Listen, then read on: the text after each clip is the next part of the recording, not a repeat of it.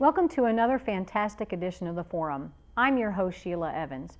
Here on the Forum, we highlight interesting and important achievements, programs, and events within our school system and the Wilmington community. We have another lineup of incredible guests again today. First up, Stephanie Barret from the Coastal Land Trust. She stops by to talk about this year's Flytrap Frolic. It kicks off April 27th and it is free. After that, Matthew Fissen and Caroline Allen from UNCW will tell us all about this year's Vision 9 Film Festival and Conference. Then Matthew Williams from the Earth Day Alliance will come by the show to talk about this year's Earth Day events. It's another great edition of the Forum, so stick around. We'll get right back with our guests after this short break. Hey guys, this is my teenage friend Rachel. She's cool. Hey. Hey, could you watch the road? Hey, could you watch the road? Okay. All right, well, if we die in a car crash, I want to donate my eyes to my neighbor, Gary. He has a boat, and he sails all around the world. I would love to see that. I don't know if he actually needs eyes, but who would turn on a free pair of eyes, right? Who's that rich? I'm joined by Stephanie Barret. She's Director of Donor Relations for the Coastal Land Trust, and she's here today to talk about the Flytrap Frolic. First of all, tell us what the Flytrap Frolic is. The Flytrap Frolic is a free environmental education event. It's held on Earth Day on April the 27th at the Stanley Reeder Carnivorous Plant Garden. That is a city park that is behind Alderman Elementary School. And the Flytrap Frolic is a day when people from the community can come out and learn all about the carnivorous plants that grow right here in our backyard. So tell us what we'll see when we come.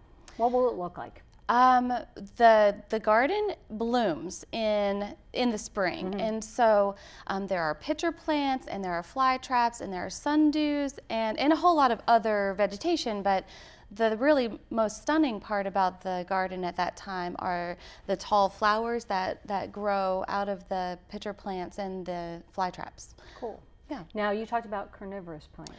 They are carnivorous plants. What does that mean? Carnivorous plants get their nutrients from the sun and from insects and other critters that they trap and digest. Very good. And how big do these things get? Well, the pitcher plants can grow pretty tall, about 18 inches tall or so, but the fly traps, contrary to maybe popular belief, the fly traps are quite small. They can be about this big. The leaves maybe up to an inch or two that do the trapping. They're not that big. You actually have to kind of get down low and kind of get down and dirty in the garden to get a good view of them. And they don't really get that tall either, right? No, the fly traps don't get tall at all, like maybe a couple inches tall. So there are a lot of different things to look for in the garden. You've got tall pitcher plants, you've got short fly traps that kind of grow underneath stuff. You have to move vegetation to kind of find them sometimes. And then you have sundews, which are sometimes no bigger than a quarter, that you really have to hunt to find. Interesting. Now, can the fly traps bite people? I mean, technically you can stick your finger in there, but you shouldn't because it will end up killing the plant. They don't bite. And it's just sticky inside, right? So the fly trap actually has trigger hairs, and when they get triggered 3 times, they close on the insect, and it does kind of get sticky, so it traps it inside, and then the digestion happens inside there. But the pitcher plants, the insects actually fall down into a liquid where they are digested, and then sundews are trapped by sticky liquid, and they kind of just fold around and then get digested into the plant. Interesting. Now, who puts on the Flytrap Frolic? The Flytrap Frolic is a coastal land trust event, and we are a local conservation nonprofit organization, and we save land all over eastern North Carolina. Part of what makes the Flytrap Frolic so special to us is because we get to highlight a plant, the flytrap, that only grows in the wild within 70 miles of Wilmington, North Carolina. It doesn't grow anywhere else in the world in the wild. So this is really our native plant. And so we really focus on saving lands that are the habitat of these carnivorous plants because it's disappearing a little too quickly. Gotcha. Are folks able to take one home with them at the event? At the Flytrap Frolic, we will have flytraps for sale that have been donated to us by the Transplanted Garden, and that's kind of a little fundraiser for us. But you can never take one out of nature. That is a big no-no. It's illegal. Yeah, it's actually a criminal charge. It is. It was recently kind of upgraded to a felony from a misdemeanor. So yeah, the last couple years, I think. That was some legislation that was passed that is really important to be able to kind of stop the poaching that has been happening of the fly traps. Now, outside of seeing the plants we talked about, what else is going to happen at the Frolic? There are a lot of activities at the Frolic. We have a lot of kind of carnivorous plant themed activities. We have crafts. We have flytrap hats that we'll be making this year. We have cornhole and beanbag toss kind of activities. And we have invited a couple other groups to come. So Andy Fairbanks from Halliburton Park will be there, and he brings carnivorous plants and some snakes that are okay to touch. And we also invite the North American Sarracenia Conservancy. They're a group in Brunswick County, and they are all about pitcher plants. That's the scientific name is Sarracenia. Oh, okay. And so they come and they have plants as well. And so it gives guests a chance to see them up close at a table and ask questions. In the garden, they can kind of see the natural habitat, and we'll have scientists from UNCW to help guests kind of find what they're looking for. And we have a scavenger hunt card where they can find a picture of a type of pitcher plant or a fly trap, and then they can kind of get with one of the garden guides, one of the scientists, and really kind of help find them in the garden because they can be kind of hard to find. Anything special for children? Well, the whole day is kind of geared toward kids, but it is family friendly for all ages. We have all ages. This is our 9th year, and it's really fun to see so many people in the community come and support the event. And about half every year say, I never knew this was here. And about half say, oh, we come every year and it's so much fun. So April 27th, it's 9 to 1 at the Stanley Reader Garden behind Alderman. And it's a lot of fun, and you might find things you've never seen before. And there's no fee? Oh, no fee, yeah. So It's completely free, yeah. April 27th. Yeah. Very good. Well, thank you for sharing that information, and hopefully you get a crowd out there. Thank you, we hope so. We'll be back in a few minutes, right after these messages.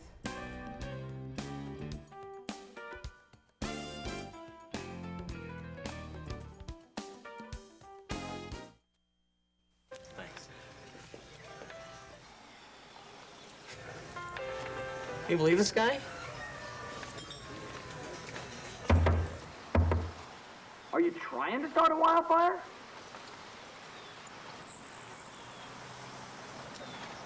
Sorry. Pass the honey? 9 out of 10 wildfires are caused by humans. Only you can prevent wildfires. My next two guests are UNCW students. To my close left, I have Matthew Fissen, and to my far left, I have Caroline Allen. They are here today to talk about the Visions 9 Film Festival and Conference. Let's pick on you first, Matthew. Tell us what it is. So the Visions 9 Film Festival and Conference is unique among undergraduate festivals because it is a combination of both the festival and the conference. We combine scholarship as well as filmmaking to create a really unique experience among film festivals in this area as well as around the country. But what really makes Vision special is that it's undergraduate led for undergraduates. So Nice. everyone that creates the festival, everything that goes into it, awards, sponsorships, marketing, art, every piece of the festival that you see was created by students in a student-led classroom with the intent of getting their peers into the best possible place where their creativity and everything can be seen and really appreciated for what it is. So are other undergraduates traveling to Wilmington to come to this? Yeah, every year we fly in undergraduates from around the country, as well as around the world. This year we have several international students flying in Nice. to Visions to bring them so they can showcase their work among their peers and also network with some of the incredible guests that we bring in every year. So you bring them in? Yes. So they apply to come to this? Well, and then you choose? They'll submit their films Sure. or their papers to Gotcha. us. We go through a rigorous jurying process, Cool. considering everything from diversity of cast, crew, the content of the film or the paper. Are they taking a new approach? What materials do they have at their disposal? Because not every school around the country has the same resources to create these incredible undergraduate films, so it's something we really have to consider with this. Because we want to showcase all undergraduate film, not just the ones from the schools with the most money. And different types of films. We like to have documentary, narrative, animation, and experimental films so that we have something for everybody and everyone can have something that they can submit. Nice. Caroline, what's the goal beyond, this kind of exposure? Well, we really like bringing students together. We like bringing the filmmakers together to talk with each other. Like Matthew said, we have students coming from all over the country and all over the world. So it's nice to be able to bring these student filmmakers together so they can talk with each other. We also have industry professionals coming in, and these students are able to talk with them and make connections and learn more about each other, learn more about the industry, and it's a really good learning experience all around. So the festival is like showing the work, and then you'll have a conference where they're actually learning from some professionals and such? The conference part has more to do with scholarly papers Nice. concerning film. So people who don't necessarily make films but present scholarly work about it can talk about those scholarly things, and we, let's see, what else? We have panelists that come in and talk about their experience in the industry and talk about everything that they've done in their career so far. Nice, nice. So a real life approach, Exactly. in case you didn't have the real life part. What's the biggest challenge you all have faced? There's Well, a lot of challenges. Yeah, every day there's something new cropping up, new fires to put out. But personally for myself, it's really being thrust into a position of leadership. Last year I was just our marketing director, so I was just running 2 people in a small department. But this year I've actually moved up into the managing director, so I'm running the class of 20 plus students along with my fellow managing directors, Katie Black and Marika Adair. Both incredibly strong people who I would not be able to do this without. But every day having to resolve conflict, schedule new things, and keep everything in line so we can make sure that we get the best product out there. And of course, none of it would be possible without our faculty supervisor, Shannon Silva, Nice. who actually started the festival 9 years ago. Oh, nice. So without her, it would be much more difficult than it is now. But she's a wonderful guiding hand that really shows us the way when we can get lost, but also lets us fail if we need to. Gotcha. Do you have a keynote speaker? We do have a keynote speaker. Her name is Ashley Morgan. Okay. Matthew knows a little bit more I about do. Okay. So Ashley Morgan is a amazing producer's assistant coming up from Atlanta, who's actually a Visions alumni. Nice. So she'll be coming up from Atlanta this year and talking to our students about the path of, well, a different path to take in film. Most people, when they think of film, they just think of behind the camera work or on camera work, but the producer's assistant is incredibly essential. You know, helping plan out these films, see where they're going, plotting the course, really. So we're really excited to have her this year, in addition to our visionary panel. That's composed of some really incredible Visions, as well as UNCW alumni who will be coming back and speaking to our students. Jing Yu is an experimental filmmaker and multimodal who creates these incredible pieces, an incredible editor, director, cinematographer. Caleb Ward, Michael Skanes, Hannah Hearn, all of these really incredible people who are all coming back to show their support for Visions and their fellow undergraduate filmmakers. Kevin Barr. And Kevin Barr, of course, our scholarship panelists and what we focus on when we're creating these panels is really getting the birth of filmmaking and scholarship. We want to show a little bit of everything for everyone. We want to represent a diverse crowd because in filmmaking, especially today, the people that are making films and the ideas that are being shown are really expanding and becoming more diverse, and we want everyone who attends Visions to see someone up on that stage who they can identify with and who represents them. Or someone they can learn from. Sometimes, like last year when I attended, somebody was speaking and I learned so much about a different position I had no idea was even a position in film. Cool. And it was great. What a great opportunity for students here in Wilmington. How can people learn more about Visions? They can go to visionsffc.org, or they can follow us on Instagram at visionsfilm, or Facebook, which is facebook.com/visionsfilm. Nice. Well, Matthew and Caroline, thanks for sharing with us, and I hope it's a great success. Thank you so much for having us. We'll be back in a few minutes right after these messages.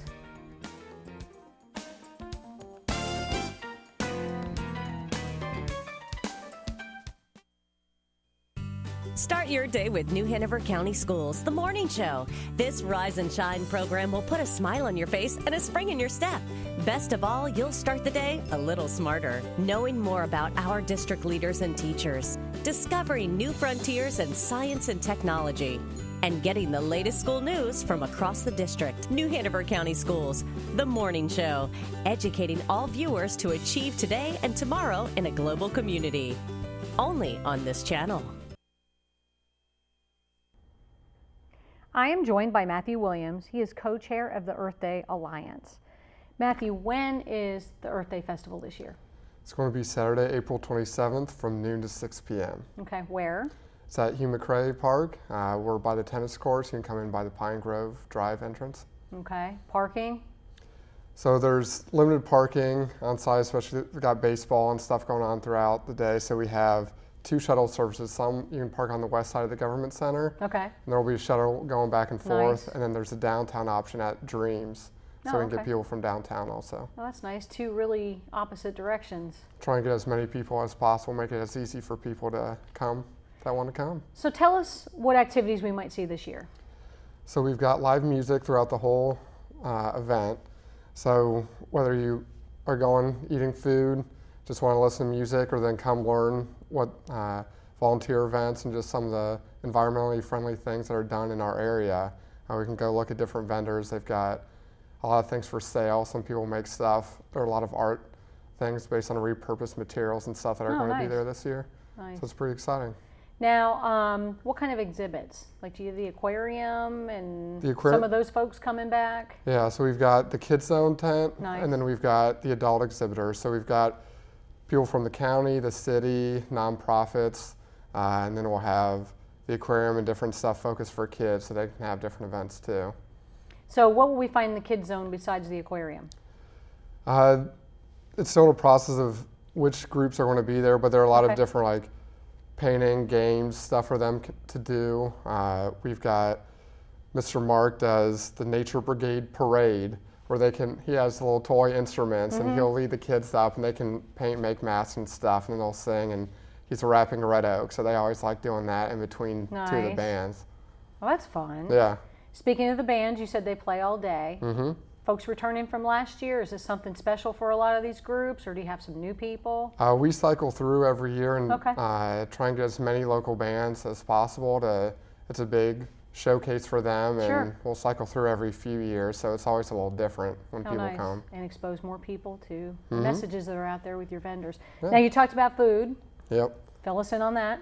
So we'll have 3 food trucks. We'll also have smoothies, tea, we've got ice cream, and this year we really tried to focus where we have a more family-friendly option that will have some cheaper prices. We'll have hot dogs, stuff like that kids will really like. So if you've got a large family, it won't break the bank to Gotcha. have lunch while you're out there. That's thoughtful.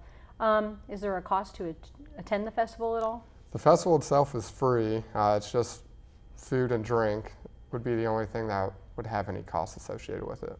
Okay. Are people supposed to bring pets? Pets are not allowed in the tent areas. So if you have them, because they're allowed in the park, Sure. But it just gets very crowded in there. So if they're out just in the park and while you're listening to music, that's fine. It just aren't allowed in the vendor tents. Do you find that people come and spend the whole day? A lot of people do. So some people will come for an hour or so, and then other will be there for 5 or 6 Get hours. the blanket, put it out, listen to music all day, visit Mhm. your vendors, Yeah. especially if it's a nice day. Yeah, and you get a lot of people just kind of come meet their friends and kind of catch up and Nice. have the whole day. It's a good time. Why do you think it's important? It's really nice to kind of grow. Wilmington's growing a lot and kind of learn what's out there, what we can do to be responsible, and everyone loves going to the beach and the river and all these things that make Wilmington unique. Mm-hmm. It's pretty important that people know what they can do to help preserve it and keep it a place where we like to be. Is there usually a vendor that focuses on recycling? Yeah, there's a lot. We've got a big thing. We're really trying to go to as close to zero waste as possible, so we'll have stuff for composting, recyclables, and we're going to really try and get people to separate everything so it goes where it needs to go. I just personally find that it's one subject people just don't know. Yeah. You know, they know bits and pieces of it, but, you know. And it can vary, especially when people move here from it's different based on different True, communities, and so there are always a little different rules, so it's always helpful for people to figure out what's actually going on in their neck of the woods. Yeah, and why the big fury of the plastic straws. Mm-hmm. You know, I learned that it's because of the machine, that they fall in between or something like that, so I found that really interesting. Why else do you think it's important? Well, it's also a way for people just to tie in. So a lot of stuff, we're volunteers that put it on, so that's something that I think is important individually, but then it just kind of helps it's a lot of things you can learn what the city and what people do, but it's also a big thing of how you can contribute if you want to. And I think that's a big key for a lot of people. Do you need volunteers for the event itself? We are drafting up some volunteers. That's in the process now, so yeah, we can always use more. The more to help, the merrier. So if they want to help, how do they contact you?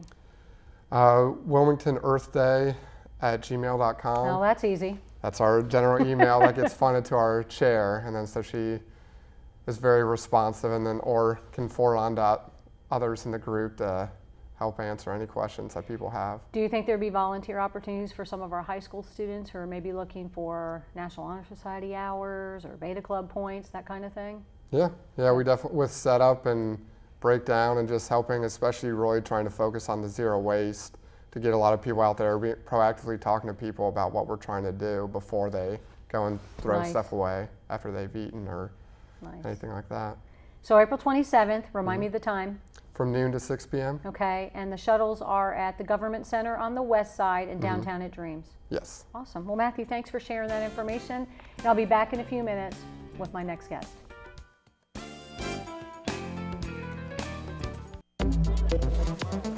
Global 3000, a DW production. Little things can have a huge impact throughout the world.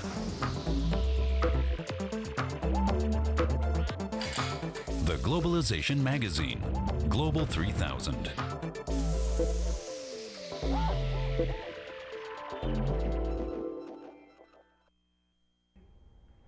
We hope you've enjoyed our program today. The Flytrap Frolic is Saturday, April 27th from 9 a.m. to 1 p.m. Remember, admission is free, and you can learn more about the Frolic at coastallandtrust.org. If you have any questions about the Visions 9 Film Festival and Conference, please visit visionsffc.org. And finally, Wilmington Earth Day is April 27th, and you can get more information about that at wilmingtonearthday.com. And if you ever have any questions about anything we discussed here today, please call the School System's Public Relations Office at 254-4106 or check out the school system's website at www.sssc.org. nhcs.net. I'm Sheila Evans. Thanks for joining me today.